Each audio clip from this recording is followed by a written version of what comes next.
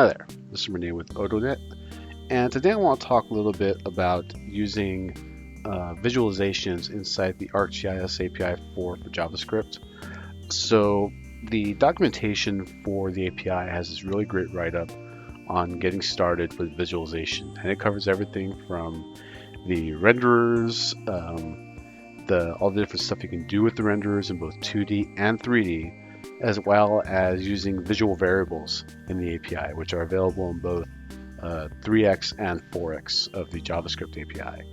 So it's a really great write-up. I highly recommend that if you want to dig deep into using the visual variables and using different visualizations to do some pretty interesting stuff client-side in your API and for your applications, that you look over the documentation here so you can create some really interesting data-driven visualizations for your applications. A lot of this is stuff that can be done with the smart mapping tools in ArcGIS Online and also available in the API. The smart mapping tools are very helpful to help do a lot of this stuff, but if you want to get your feet wet and really get your hands dirty to be able to do a lot of this stuff on your own, all the documentation is here to help you out. I just kind of want to go over some very simple stuff today to get you started. First off, let's look at a really basic sample here. I have a feature layer of LA County census tracts that have the population numbers as well as the number of people that are employed inside each census tract. So that's what I'm showing here. So what you basically want to do is you want to create a renderer. I'm just going to use a simple renderer in this case, and then create a default symbol. So I have a marker symbol here that's just going to be a circle, and it's an orange marker symbol with no outline. And as you can see here, I have a 0 transparency on it, but if I were to make like even a slight bit of a outline here, it's just a little too busy for the number of features I have on the map, so I decided to take it off. And it's just the default size is a size 4 circle, right? So then what I'm doing is I create this property called visual variables on the renderer. And the visual variables is going to be an array of things that you can set the visual variables on. And you can do visual variables for 3 different items. You can do it for the size of the feature, for the color of the features, and the opacity of the features. So you can have 3 different visual variables in here defining everything, how you want those to be represented by the data. So in this case, I'm looking at a field called pop_labor, and then you have this property on the visual variable that's in the array called stops, and these are basically the breakpoints that you're going to be adding for the visual variables. So what I'm saying here is for the population number, when there's a value of 1000, the size of the symbol is going to be 2, so 1000 or less, and then the next break is going to be a value of 5000. Anything greater than 5,000 is going to be a size 20, and everything in between is going to be calculated by the API to give you a continuous size between a value of 1,000, a value of 5,000, from a size 2 to a size 20, and that's what we have here. I could change this to say 24, and we can look at that and we'll get some larger numbers here. You can see it starts muddling up in here when I go a little bit too big. At least at this scale anyway. So, okay, so that's how we do that. But if you look at some of this data here, so I got this really small point in here, if I can click on that, and I've got a population of labor of 55, but only a total population of 75. Well, I mean, that's a pretty good statistic there between the two of these, percentage-wise, but my dot's really small there, so this doesn't really tell me much about the data other than raw numbers, which may not be really useful. So one of the things that you can do is you can add a normalization field. So if I can spell this correctly,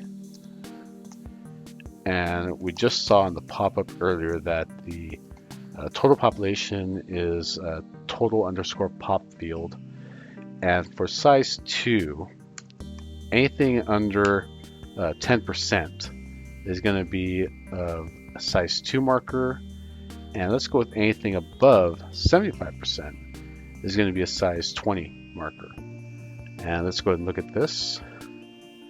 Whoa, that's huge. So let's go with the high number here. Maybe like the 85. It's still pretty high. Let's go with the 95, and I think maybe the 2 is just too small here, or the 0.1 is just too small. So let's go with the 0.25.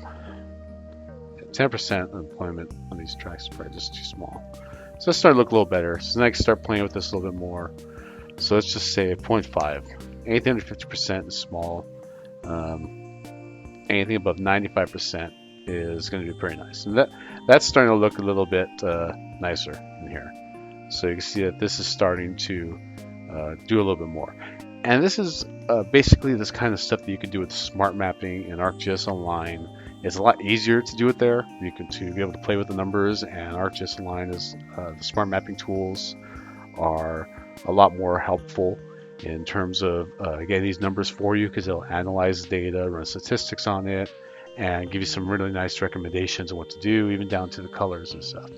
But this is really more useful if you want to do, get fine grain on your own and start messing with this information client side and start doing this stuff with your own data without the smart mapping tools available. And there's a lot more you can do here. And like I said, everything's in the documentation for all the different properties you can add to these visual variables to do a lot more. I'm not covering everything here, but I do want to cover the basics just so you get an idea of what the visual variables do. Okay, so with this point, pretty much done with this particular sample. Although I can start getting a little silly on some stuff to start adding some more things in here. So we have this one visualization variable based on size. And now let's say I want to do some coloring based on the actual total population. So let's take this here, let's kind of tweak this a little bit, change this to color, take out the normalization field. We're not going to bother with that for now. And let's do with the values here. Let's take a value of 100 and the color, and you can do colors based on hex or a color like a RGB color array. So we're just going to go with here with this here, and for a value of say 5,000, let's do color of, oops, I can type correctly, which apparently I can no longer do. Let's try that.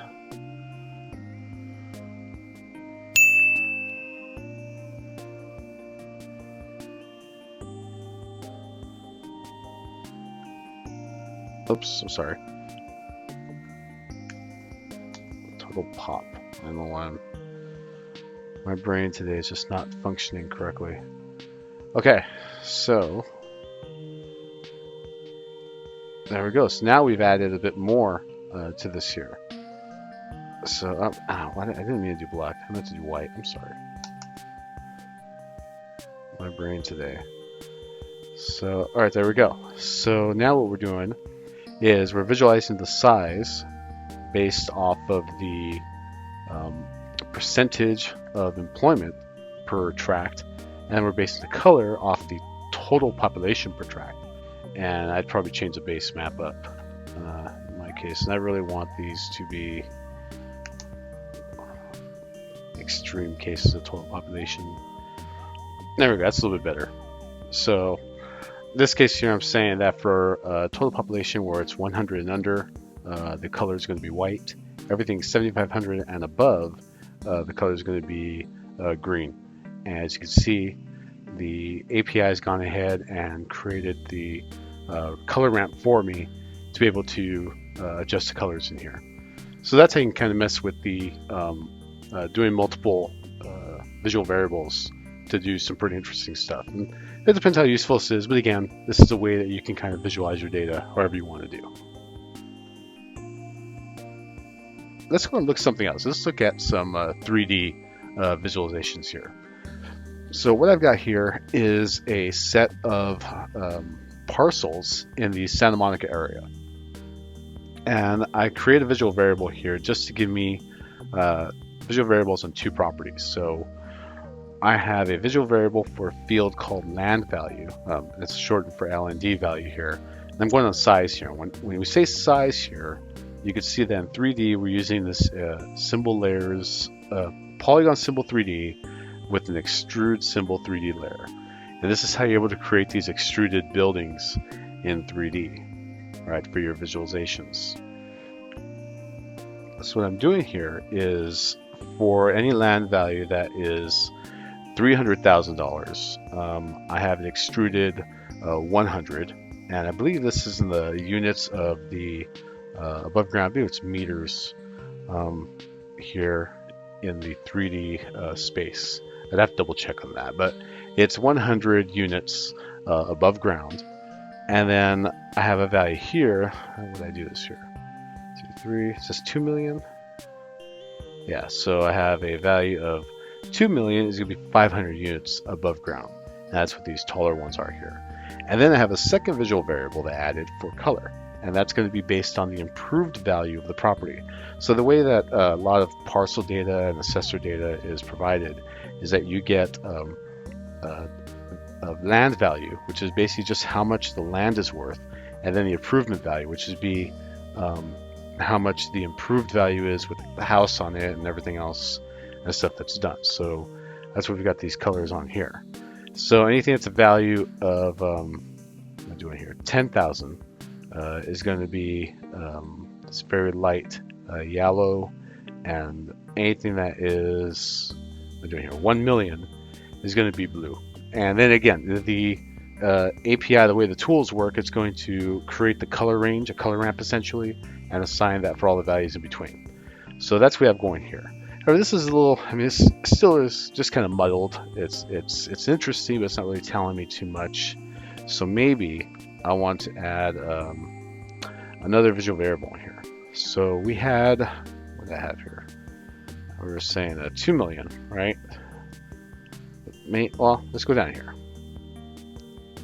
So let's go with the color. And our minimum here in our color was, and I keep forgetting what I'm doing, 1 million. All right, so let's go with a 10 million. And for this one, we are going to go with, let's go with red. Let's color that.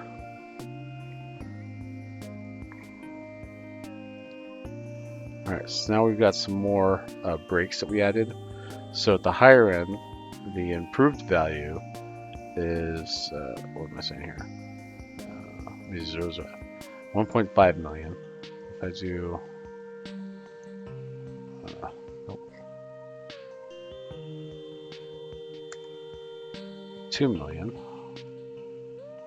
Let's go there. And let's do another one here for, let's go ahead and make these really kind of pop here. So I really kind of want to find the highest properties in here. So I can add more stops as needed. So what am I doing here? So I've got, again, I keep forgetting how many zeros I'm adding.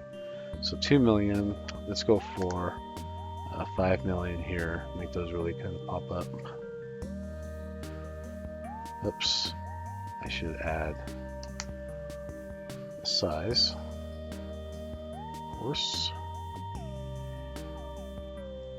And there we go. So now we're starting to get some more extremes in here in terms of properties that are really valuable in the Santa Monica area. Right, so let's see, how far can I push this?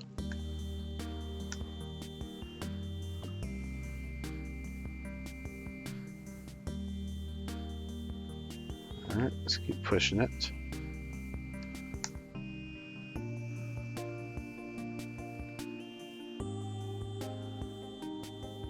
Okay, that's really narrowing it down more for us now in terms of the properties here, but maybe this one is too low, so let's go ahead and raise that up here.